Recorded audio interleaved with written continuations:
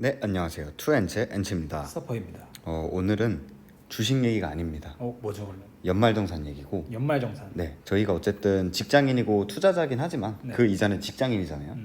그래서 또 저희는 사회 초년생이고, 특히 저 같은 경우에는 그래서 이 연말정산에 대해서 알아보자 이런 시간을 가져봤습니다. 굉장히 조기 학습이네요. 예, 맞아요. 연말정산 그래서 아직 한참 남았는데. 예, 빨리 알면 알수록 이제 거기에 맞춰서 소비를 할 수 있으니까 음. 한번 바로 들어가 보시죠. 네.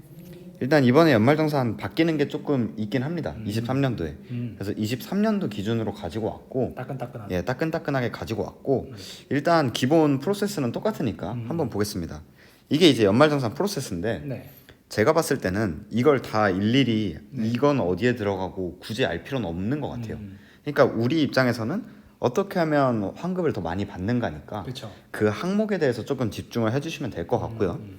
그래서 일단 간단하게 설명을 드리면 근로소득, 그러니까 이게 저는 월급 생활자이기 때문에 월급 생활자 같은 경우에 근로소득이 발생하죠. 네. 여기서 이제 근로소득 공제라는 게 나오고 이게 이제 이렇게 과세표준 이렇게 나오는 겁니다. 그래서 쭉쭉쭉 내려가는 건데 결론적으로는 결정세액이라는 걸 구해서 원천징수액을 뺀 게 이제 환급금이다. 아니면 뱉어내야 되는 금액이다. 이렇게 보시면 되고 결정세액이라는 게 낮을수록 그리고 원천징수액이 높을수록 13월에 월급이 생긴다. 이렇게 보시면 될 것 같습니다. 근데 이제 원천징수액 같은 경우는 우리가 어떻게 할 수 있는 게 없어요.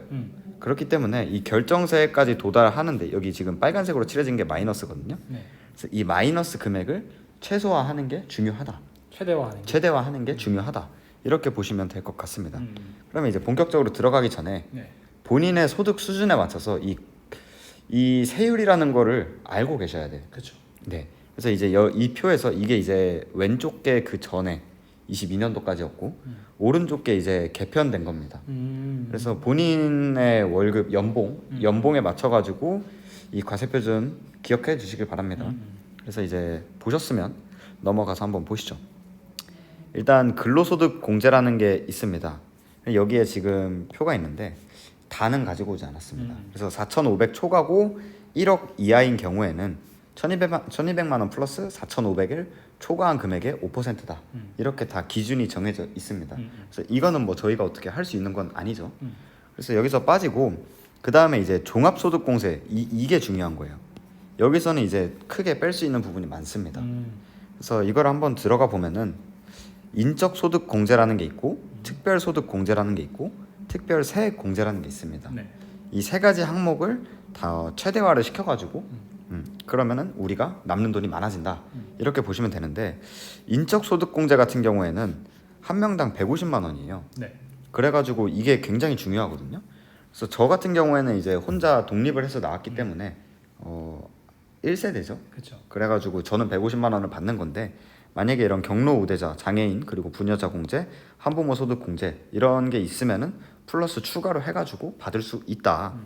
그래서 직계 비속 자녀죠. 직계 비속 자녀는 주민등록이 따로 되어 있어도 부양가족에 해당을 한다. 그러니까 이렇게 등본을 떼보면은 1세대라고 하더라도 그렇죠. 실제로 내가 자녀가 있다면은 이렇게 부양가족에 해당해서 150만 원을 추가로 받을 수 있다. 이렇게 보시면 되고 그래서 20세 이하 소득이 없는 자녀가 있을 경우에는 무조건적으로 인적 공제를 받을 수 있습니다.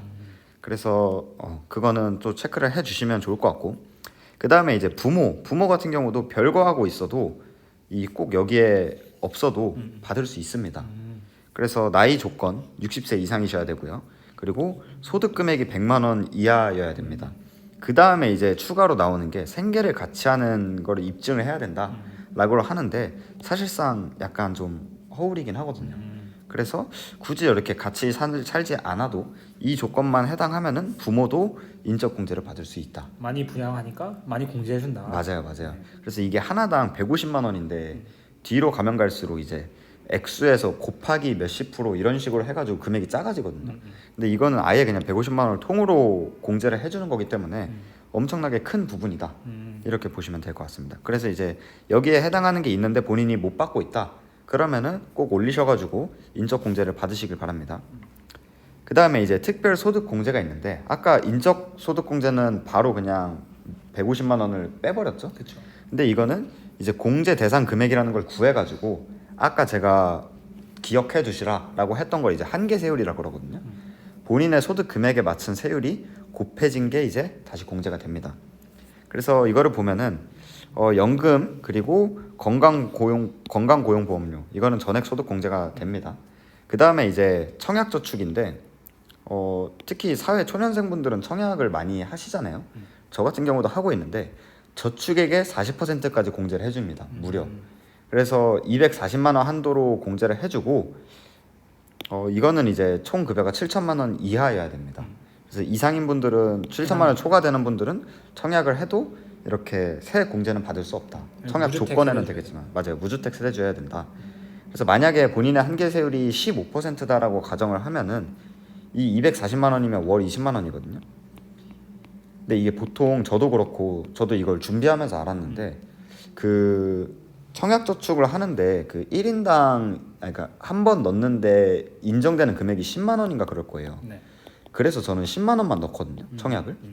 20만 원 부담되기도 하고 그래서 10만 원만 넣는데 이거를 계산하면서 월 20만 원 넣는 게 개이득이구나 라는 걸 알았습니다.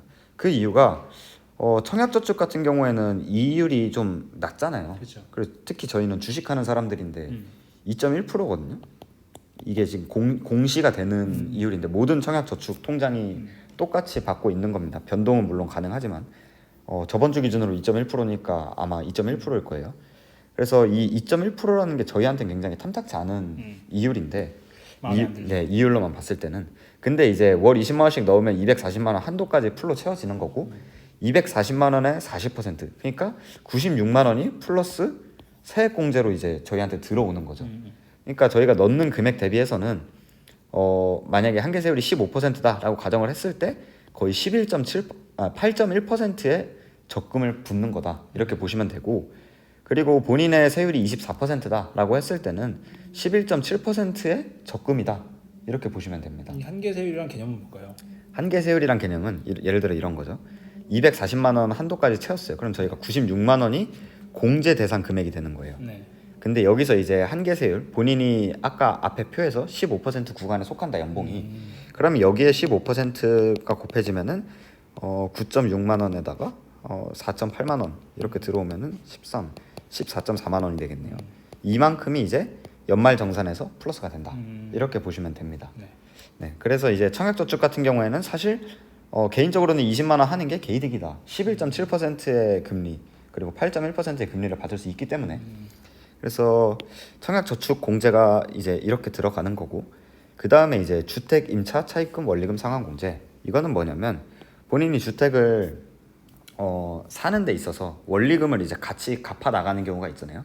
예를 들어 1억짜리를 샀는데 뭐 이자뿐만 아니라 이제 이 1억을 뭐 5년 동안 갚겠다. 그래서 이게 원금까지 같이 균등 상환하는 경우 그러면은 원리금 상환액의 40%를 곱해가지고 공제가 됩니다. 또다시. 그래서 22년까지는 300만 원이 한도였는데 23년부터는 400만 원 한도로 늘어난다. 늘어난다. 네. 그래서 이런 부분이 있고 그 다음에 이제 장기주택 저당 차입금 이자 상환액인데 이거는 뒤에서 조금 더 자세히 하도록 하겠습니다. 그래서 어찌됐든 이 여기에 있는 1번 항목, 2번 항목, 3번 항목을 다 더해서 총 1,800만 원이 한도다. 네. 이 공제 대상 금액이 1,800만 원이 한도인 거죠. 그래서 1,800만 원에 곱하기 본인의 한계 세율만큼이 이제 여기 특별세액 공제에서 빼지는 거다. 예, 빼질 수 있는 최대치다. 이렇게 보시면 됩니다. 예, 이렇게 보시면 되고 그래서 월세도 세액 공제가 됩니다. 그래서 저 같은 경우도 저는 전세를 하고 있는데 이 전세에 대해서 전세 이자가 나오거든요. 그렇죠. 이 전세 이자도 세액 공제가 되더라고요. 그래서 저는 이거는 몰랐었는데 작년 연말 정산에서 알게 된 사실이고 월세 지출액의 10에서 12%가 세액 공제가 된다. 그 다음에 이제 총 급여가 5,500만 원 이하일 때가 12%고 5,500만 원이 넘는다라고 하면은 10%였습니다. 근데 이제 2023년에서는 5,500만 원 이하로 버시는 분들은 15% 그리고 그 위로 버시는 분들은 12%가 적용이 된다. 그래서 최고 750만 원까지 세액 공제가 된다. 그래서 여기에 조건 이거는 뭐 다 충족이 된다는 가정 하에 이렇게 되는 거고요. 그 다음에 이제 전세금 대출 상한액, 원리금 상한액의 40%고 300만 원 한도다. 근데 23년부터 400만 원으로 바뀐다. 그리고 조건도 한번 체크를 해주시면 좋을 것 같습니다. 그래서 이것도 한번 읽어보시면 좋아요. 앞에 거를 이제 표로 정리를 해놓은 거기 때문에 뭐 특별한 거는 없습니다. 그 다음에 이제 저희가 그나마 좀 조절을 할 수 있는 부분이죠. 앞에 거는 이제 월세를 사시는 분들은 할 수 있는데 강제로 월세를 할 수는 없으니까. 예, 그렇죠. 강제로 월세를 늘릴 수는 없으니까 이건 이제 저희가 조절할 수 있는 겁니다. 일단 신용카드도 세액공제가 됩니다. 그래서 신용카드나 직불카드, 뭐 요즘 직불카드는 거의 안 쓰죠. 그래서 체크카드 이렇게 본인의 카드로 사용한 금액이 연간 급여액의 25%를 초과한 경우에, 그러니까 만약에 본인이 5천만 원을 벌어요. 아까 근로소득 금액이 5천만 원이다. 그럼 여기에 25%인 25% 얼마죠? 1,250만 원인가요? 네. 1,250만 원 이상을 쓴 금액에서 여기서 이제 15%가 곱해진 거를 세액 공제를 해주는 거죠. 그래서 300만 원과 급여액의 20%중 적은 금액을 한도로 공제를 한다. 그래서 이거를 계산한 거랑 그리고 본인 급여액의 20%중 더 적은 금액을 세액 공제를 해주겠다. 이런 거죠. 네. 그래서 이제 이것도 조금 바뀐 부분이 있는데, 그리고 체크카드랑 전통시장 그리고 대중교통 사용분이 원래 30%를 해뒀는데 이제 40%로 늘어난다고 합니다.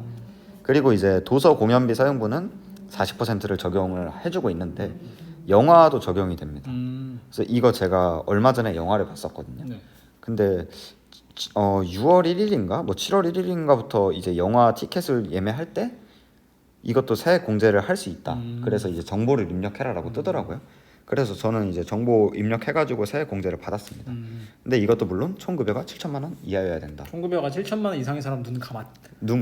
예. 나가시면 됩니다. 근데 이거는 뭐 잘 보시잖아요. 네. 예, 잘 보시니까 아껴 쓰세요. 네. 그래서 그 이하는 이렇게 여러 가지 혜택을 받을 수 있다. 세금 측면에서.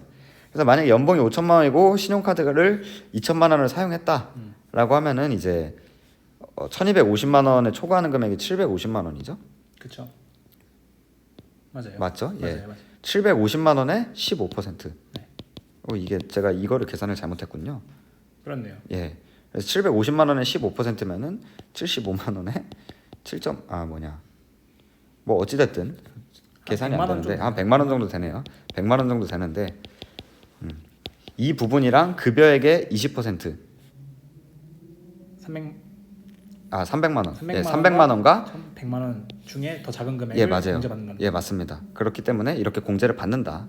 그래서 여기도 한번 읽어 보시면 좋은데, 중요한 거는 이제 의료비를 카드로 지출한 경우가 있는데 예를 들어 뭐 부모님이 좀 아프셔서 내 카드로 의료비를 낸다라고 했을 때는 이제 의료비 공제랑 신용카드 사용 공제가 동시에 됩니다.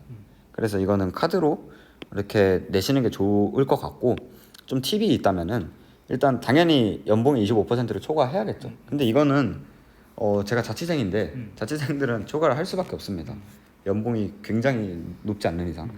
그래서 연봉의 25%를 초과를 해야 일단 공제를 받을 수 있는 거고, 그 다음에 이제 체크카드를 주로 사용을 해라. 신용카드 공제율은 25%인데 체크카드 공제율은 30%이기 때문에 체크카드를 위주로 사용을 하면은 뭐 5%이긴 하지만 조금 더 카드는 이번엔 40%로 바뀌죠. 예, 40%로 바뀝니다. 네. 그렇기 때문에 체크카드를 주로 사용을 하는 게 좋습니다. 그리고 이거는 소비 습관에서도 좀 중요하기 때문에 저도 이제 원래 무조건 체크카드만 쓰다가 제가 신용카드를 발급 받았는데 그 이유가 은행에서 대출이 안 나오더라고요. 신용카드를 한 번도 안 썼으니까 우리가 신용을 뭐 어떻게 할 수 있는 그게 없다. 그래서 신용카드를 조금이라도 쓰셔야 된다.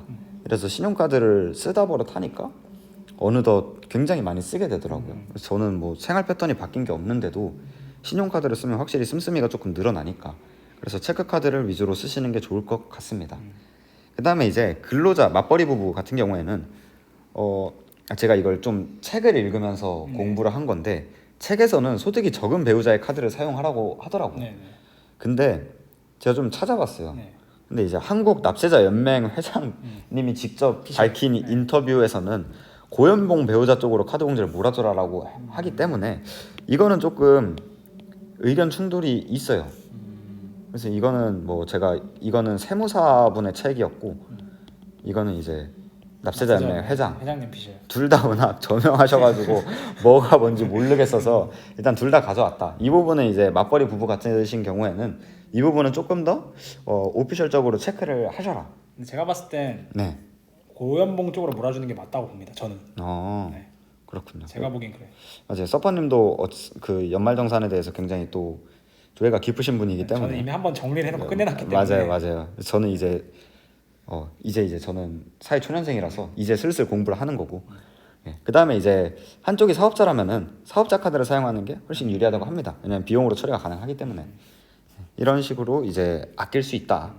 그다음에 이제 보험료도 세액공제가 되는데 이제 대상에게 한계 세율을 적용하지 않고 12%를 곱한다고 합니다. 근데 장애인은 15%를 곱하는 거고요. 그래서 자동차 보험 그리고 생명보험 이런 보장성 보험료는 100만 원까지 세액공제가 가능하다. 그래서 이번에 원래 22년 같은 경우에는 이 보험료 같은 것들이 특별공제 항목이 이제 세액공제로 전환이 됐다고 해요. 그래가지고 고소득층의 같은 경우에는 이 보험료나 이런 여러 가지 항목들이 본인의 한계 세율을 곱하면 훨씬 많이 공제를 받을 수 있는데 12% 이런 식으로 딱 정해져 있으니까 그래서 고연봉자들의 이제 세금 부담이 증가가 됐다고 하네요. 그래서 평균적으로 봤을 때 본인이 한계 세율 24% 이상이다. 그러면 이제 증세가 됐다라고 보시면 편할 것 같습니다. 버는 놈들은 더 떼고 있습니다. 예, 더 떼고 있습니다. 알게 모르게 조금씩 올라가고 있다. 그다음에 이제 교육비 세액 공제 15% 세액 공제가 됩니다. 그래서 이것도 원래 한계 세율이 적용 대상이었다고 합니다. 근데 이것도 15%로 이제 픽스가 됐고 고연봉자들이 교육비를 어찌됐든 좀 많이 쓸 텐데 이 부분은 좀 체감이 되시지 않을까. 애를 키우는 직장인 분들이라면 그래서 이 부분은 이렇게 바뀌었다라는 거고 그래서 이거 쭉쭉쭉 읽어보시면 됩니다. 여러 가지 읽어보시면 된다. 아 그리고 이제 추가로 되는 거는 이제 학자금 대출 원리금 상환액. 저도 이제 학자금을 갖고 있는데 취업 후 상환 학자금이라고 이것도 세액 공제가 됩니다. 이 교육비 세액 공제로. 그래가지고 보면서 느낀 거는 개이득이구나. 정말 개이득이구나. 금리도 싸잖아요. 그렇죠. 저금리로 어찌됐든 돈을 끌어온 거고 심지어 이걸 갚을 때는 세액 공제해가지고 더 적게 주는 거잖아요. 워렌 버핏이 말한 플롯입니다. 예, 맞아요. 맞습니다. 그래서 이거 굉장히 좋은 제도다. 네. 그래서 저 같으면은 대학생 분들이시라면은 굳이 본인 돈을 내지 않고 이 대출을 받지 않을까 그런 생각도 드네요. 학자금 대출입니다, 여러분. 학자금 그렇죠. 레버리지를 땡기시라는 건 아니고. 그다음에 이제 의료비 세액 공제. 예, 근로소득자가 지출한 의료비에 적용이 되고요. 그래서 이것도 뭐 크게 어려운 건 없어서 쭉 읽어보시면 된다. 그래서 중요한 거는 성형수술, 보약 안 됩니다. 이거는 이제 연말정산에서 적용이 되는 건 아니고 난임 부부 뭐 이런 것들은 당연히 적용이 되겠죠. 20%의 세율로 적용이 됩니다. 원래는 이제 다른 것들은 15%고 이런 특수한 경우에는 20% 세율이다. 그 다음에 이제 산후조리원 비용도 된다고 하네요. 근데 이것도 얼마? 7천만 원. 7천만 원. 예. 총 급여 7천만 원. 총 급여 7천만 원. 그래서 7천만 본인이 원 이상 버시는 분들 나가세요. 네, 그렇죠. 그 다음에 이거는 좀 모르시는 분들이 좀 많을 것 같은데 이 치아 보철에 드는 비용 그리고 라식, 시력 보정용 안경, 렌즈. 그러니까 렌즈 사는 것도 세액 공제가 됩니다. 된다. 네. 그래서 저도 렌즈를 쓰는데 안경이랑 렌즈를 번갈아 가면서 쓰는데 렌즈 저는 원데이 쓰거든요. 네. 그래서 뭐 자주 사진 않지만 그래도 2달에 한 번은 렌즈를 사러 가는데 연말정산에 이제 렌즈가 적혀 있는 거 보고 굉장히 신기했던 경험이 있다. 그다음에 이제 그리고 아까 제가 말한 거 의료비는 이제 체크카드로 하면은 체크카드 플러스 의료비 둘 다 공제를 받는 거다. 그래서 렌즈는 2개가 이제 포함이 된다. 체크카드 사용 금액이랑 의료비 세액 공제도 같이 되는 거다. 그래서 이제 부모님 병원비는 누가 어떤 식으로 공제 받는 것이 좋냐. 그러니까 누가 계산을 해야 되냐. 이렇게 봤을 때는 당연히 소득이 높은 층의 자녀가 체크카드를 통해서 결제하는 것이 좋다. 그래서 의료비 세액 공제랑 신용카드, 그러니까 체크카드죠 여기서는 체크카드 소득 공제를 이중으로 받을 수 있다. 그래서 이 부분은 체크를 해주시고 이거는 조금 팁이 될 수 있을 것 같은데 기부금. 예, 기부금 세액 공제. 기부 하시나요? 저 한 번도 해본 적이 없어요. 저도 해본 적이 없습니다. 근데 이걸 보고 나중엔 하겠구나. 그러니까 선의는 아닐 수 있지만 이 연말정산을 위해서 기부금을 하겠구나. 왜 부자들이 기부를 많이 하는지 알겠구나. 이거를 보시면은 종합소득금액, 그러니까 본인의 이제 근로소득이랑 여러 사업소득이랑 다 더해가지고 근로소득금액의 30%를 한도로 기부금의 15%를 공제를 한다고 합니다. 네. 그래서 이제 이렇게 보시면은 근로소득이 6천만 원인 근로자가 종교단체 500 그리고 기타에 700. 종교단체에 대한 기부는 10%를 한도로 하기 때문에 이렇게 나눈 거고요. 그래서 계산은 뭐 이런 식으로 된다. 종교단체에 대해서는 10% 그리고 나머지는 뭐 30% 천만 원 초과분은 공제가 되는데, 중요한 거는 기부금은 이제 실제 만약에 내가 100만 원을 기부를 했다고 하더라도 당연히 100만 원 기부했다라고 증표를 주시겠죠. 근데 이거보다 좀 부풀려 공제받는 일이 많다고 하네요. 그러니까 아직 우리나라 좀 정서상 종교단체가 이제 비영리 단체이기 때문에 이 기부금을 검증할 여건이 막 크진 않다고 해요. 그래서 뭐 만약에 진짜 예를 들어서 이걸 100만 원을 기부를 했지만 1000만 원으로 써줘라. 그러면 우리가 100만 원을 매년 기부를 하겠다라고 했을 때는 1000만 원으로 이제 영수증을 끊고 이 1000만 원에 대해서 세액 공제를 받을 수 있다는 거죠. 여러분 이건 엔치님의 개인적인 의견입니다. 전 발 빼겠습니다. 예. 이건 불법이잖아요. 불법이죠. 근데 현실이 그렇다. 책에서 그렇게 나와 있습니다. 책에 그렇게 나와 있습니다. 저희 이야기가 아닙니다. 그렇죠. 네. 책에서 이렇게 나와 있다. 저도 이제 몰랐던 일들이기 때문에. 그래서 기부금은 이제 2월 공제도 허용이 된다고 합니다. 현실이 이렇다더라. 그렇지. 저는 뭐 소시민이기 때문에 기부할 돈도 없습니다. 저희는 기부할 돈이 없어요. 기부할 돈이 없어요. 아무튼 뭐 이런 방법도 있다더라. 예. 그다음에 이제 연금이죠. 연금은 사실 중요하죠. 연금은 중요한데 일단 크게 두 가지로 나뉘거든요. 이 연금 저축 계좌가 있고 퇴직연금 계좌가 있는데, 이거는 약간 좀 개인적으로 둔다. 그리고 퇴직연금은 본인이 퇴직연금이 있는지 없는지 모른다라고 하면 DB형일 거예요. 회사를 다니면 무조건 있습니다. 예, 무조건 있는데 본인이 이게 저희 누나한테도 물어봤거든요. 그 가족한테도 물어봤는데 본인이 퇴직연금이 있는지도 모르더라고요. 그러면 DB형입니다. 회사에서 관리하고 있는. 예, 회사에서 관리하고 있기 때문에 신경을 안 쓰셔도 되고, 본인이 이제 상품을 골라가지고 투자를 한다. 그러면 DC형이고. 자꾸 퇴직금 관리하라고 문자가 온다. 예, DC형입니다. 맞아요. 은행에서 자꾸 문자가 온다. 그러면 DC형이고. 이것도 조금 바뀌었는데 원래는 이제 나이에 따라서 그 한도 금액이 정해져 있었어요. 50세가 넘냐, 그리고 50세가 안 되냐. 그리고 이것도 되게 총 금액도 세분화가 돼 있었는데 이거를 이제 조금 합쳐졌습니다. 그래서 나이 제한은 아예 없어졌고 총 900만 원, 그리고 이 600만 원은 IRP에 한해서 연금저축 납입 한도죠. 연금저축은 600만 원까지 허용이 된다. 세액 공제가 된다. 그래서 연금 세액 공제가 커졌다. 그래서 만약에 퇴직연금으로 월 40만 원이 들어온다라고 하면은 1년에 480만 원 정도 넣고 있는 거잖아요. 그렇죠. 그러면은 900만 원이 한도니까 나머지 420만 원은 개인연금으로 납입을 하면은 꽉꽉 채워서 받을 수 있다. 600만 원이 넘지 않기 때문에 개인연금이. 그렇죠. 네, 이렇게 보시면 됩니다. 그래서 연금 계좌는 언제 수령하냐? 만 55세 이후에 수령이 가능하다. 그래서 만약에 중도 해지가 되면은 기타 소득으로 분류돼 가지고 16.5% 세금이 일시불로 맞게 됩니다. 그래서 연금은 그냥 웬만하면은 만기에 탄다라고 생각을 하시면 되고, 수령 시 세금은 나이에 따라서 3에서 5%. 사실 3에서 5%면 굉장히 낮은 거죠, 세율이. 그래서 이제 1,200만 원 이상 만약에 1년에 연금 소득으로 1,200만 원 이상이 초과된다. 이거는 이제 따로 분리과세로 되는데 그게 아니면은 3에서 5%가 적용이 된다. 그래서 70세 미만인 경우에는 5.5%, 그리고 70에서 80세는 4.4, 80세 이상은 3.3%. 이렇게 세율이 적용이 된다. 그래서 중요한 거는 55세 이후에 수령해라. 근데 이제 부득이한 사유로 해지를 할 수도 있습니다. 예를 들어 사망을 하거나, 그리고 연금저축 가입 중에 3개월 이상의 의료비가 필요하다라는 게 증명이 되는 경우에는 중도에 해지를 할 수 있는데, 그때는 3에서 5%의 세율이 적용이 된다고 합니다. 옛날에는 집 사는 것도 되는 거 아셨나요? 맞아요. 지금은 안 될 거예요. 지금은 이제 집 사는 걸로 사람들이 다 빼가지고 막아놨다고 들었어요. 예, 그래서 막아놨다고 들었습니다. 그러니까 좋은 거는 좀 다 막히는 것 같은 느낌이 드는데, 뭐 어찌됐든 우리가 나중에 쓸 거긴 하니까. 그래서 돈이 필요하면은 연금을 깨지 말고 연금저축 담보대출을 받자. 그래서 담보대출이라는 게 있기 때문에 이거를 받는 게 좋다. 그 다음에 이제 우리사주인데, 우리사주도 세제 혜택이 냥냥합니다. 그래서 만약에 본인이 상장사를 다니거나 아니면은 우리 회사가 벤처기업인데 이거를 우리사주를 매입을 할 수 있다. 그런 경우에는 연말정산 혜택을 받으실 수 있고, 출연금액, 그러니까 본인이 뭐 보너스로 받은 거 말고 직접 산 거, 출연금액 중에 최대 400만 원까지 혜택을 받을 수 있습니다. 근데 벤처기업 같은 경우에는 최대 1,500만 원까지 혜택을 받을 수 있고, 소득 세율이 35%일 경우에는 400만 원에서 35% 플러스 지방소득세 10% 곱해가지고 154만 원이 환급됩니다. 지방소득 3.5%. 네, 이 그 지방소득세는 원래 이것도 다 저거의 지방소득세. 10%. 예, 이거의 10%가 지방소득세입니다.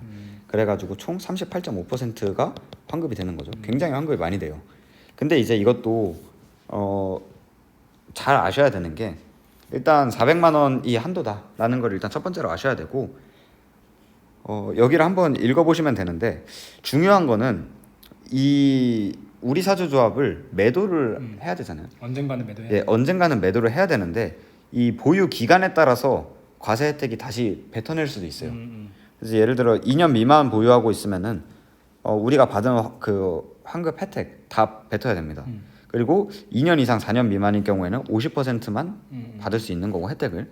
그리고 4년 이상은 75%. 그리고 이제 6년 이상은 전액 비과세다.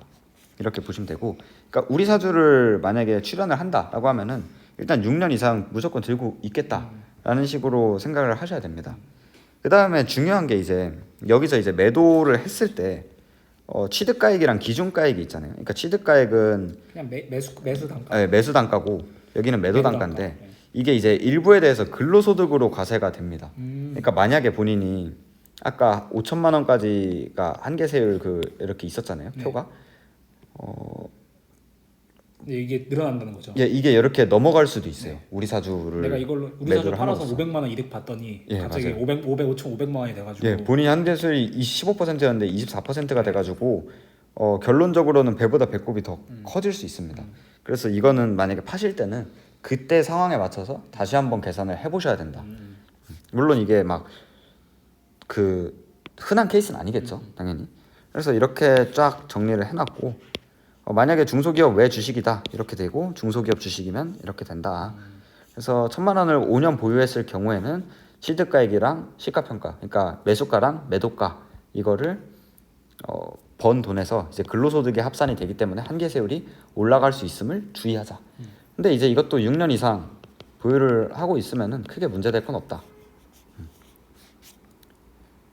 네, 그래서 오늘은 연말정산에 대해서 조금 알아봤는데 저도 아직 긴가민가 한 부분들이 많아요. 그래서 계속해서 공부를 해야 될 것 같고 23년에는 조금 바뀌는 게 많은데 일단 첫 번째가 7천만 원 이상 고소득자, 고연봉자들한테는 조금 많이 불리해졌다. 이런 게 있고 그 다음에 뭐 보유 기간 같은 것들도 조금 바뀌었고 그런 것들을 조금 체크를 하셔가지고 미리미리 준비를 하시면 좋을 것 같다. 그래서 저는 이걸 준비하면서 나머지는 아직 솔직히 저랑 크게 상관은 없어가지고 뭐 자녀나 뭐 이런 것들은 저는 아직 멀었기 때문에 제가 드는 거는 그거 뭐죠? 주택 청약. 주택 청약을 월 20만 원까지 늘리자. 이 정도였던 것 같아요.